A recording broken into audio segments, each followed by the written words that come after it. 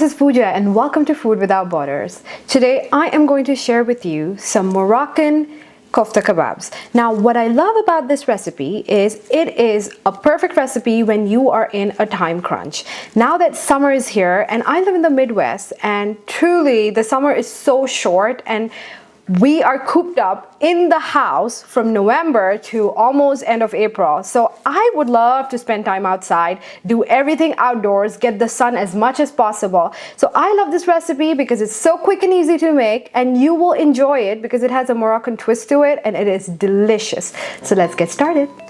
All right, so we have the chopper here that would do most of your hard work, but you are welcome to cut it and chop it yourself. It'll be time consuming and again, we are not here to waste any time. We are here to spend time outside, right? So here I have some parsley. I think this is parsley. It could be cilantro because they look alike. And then I am going to add some cilantro in here.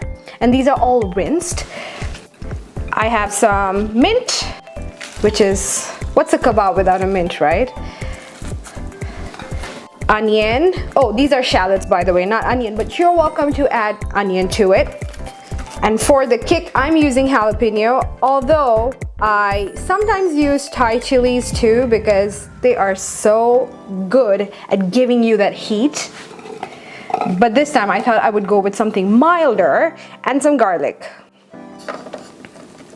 I will also add very little olive oil to this. And then we'll chop this all together.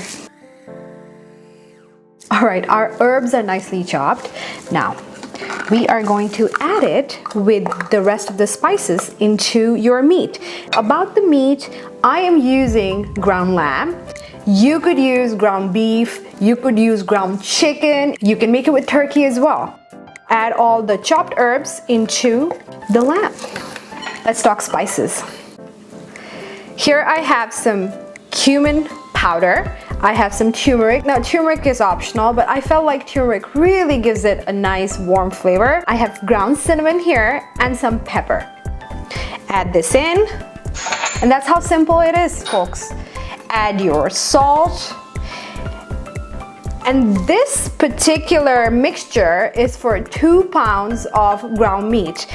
On my blog, where I'll be posting the recipe and the entire written version of the recipe, I will have it just for 1 pound. So you can double it or triple it as you go. And now we'll combine it all together. I start with a spatula and then I slowly get into using my hand, depending on how difficult this gets. All right, it's time to get dirty. All right, folks, this is nicely mixed. Look how dirty I am. Now, what you could do is if you are one of those people who do not like touching meat, I have days that I feel that way. I use my standing mixer with a paddle attachment and it works great because you don't get yourself dirty and it does the job. Just like kneading a dough. Now, I'm gonna go sanitize this place, clean myself up, and when I come back, we'll put this together. And you can let it marinate for 15 minutes or as long as you want, but I just leave it for 10-15 minutes and it works perfectly for me. So I will see you soon.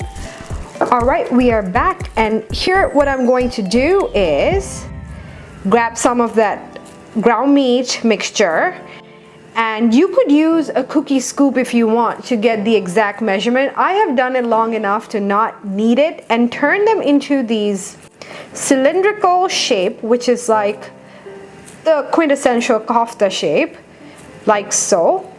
I am going to add some of that oil onto both these pans.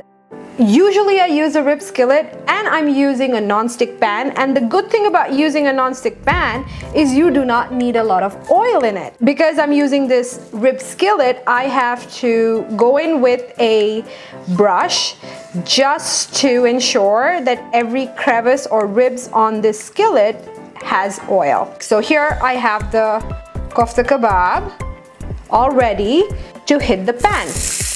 And make sure that your pan is really hot because otherwise on the rib skillet it'll start to stick.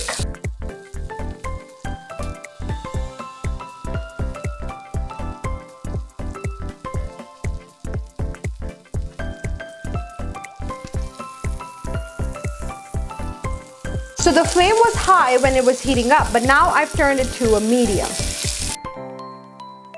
So folks, I have a majority of the koftas on the skillet and on the pan, but you might have to do it in batches. So folks, if you are not a multitasker, you can make these koftas ahead of time, set them on a plate, and then slowly start adding it to the pans, which would work better because sometimes I'm not a good multitasker, and if I'm watching a show or something, forget about it. Today, my attention span was pretty good, so I could do it this way.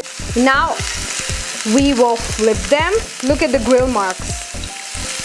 So gorgeous. Flip these here on the pan. And these barely take any oil because of the quality of the non-stick. So folks, I let them grill for 5 minutes on one side, and then I would flip them, and now I'm cooking them for another 5 minutes.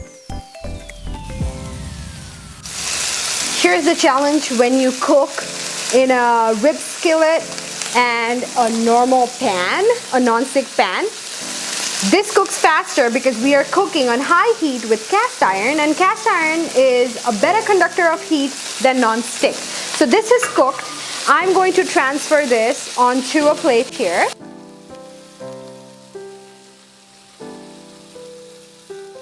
And you really don't have to worry about the details because I cover the recipe in extensive detail on my blog with all the measurements and everything, and I will leave a link to it in the description box. So if you're cooking on a skillet, you will have the exact time, temperature, and everything. And if you're cooking on a non-stick pan, I will have all the information on that as well. The ones on the pan are also done, and I am going to transfer them onto a plate. All right, let's do the tasting. So we have the goodness here, and they are so simple to make, and I actually made myself a little treat right here. Look at that, it's so perfectly done. Let's cut into it. Gosh, could this be any better? Now, this is paleo, this is Whole30 friendly. I mean, if you are trying to be on a diet and you can serve it with a better salad and your life is made, okay? All right, let's dig in. Oh my gosh. So soft and so well made and seasoned. Guys, you have to give this recipe a try and let me know what you think about it. I know I have a lot of viewers who are fasting for Ramadan. This is a great recipe to make ahead of time. You can even freeze them and then reheat them and serve them whenever you want. So this would be a Moroccan twist to your Ramadan menu. And leave me a comment when you try it. Like this video, subscribe to my channel if you haven't, and I will see you soon. Until then, bye.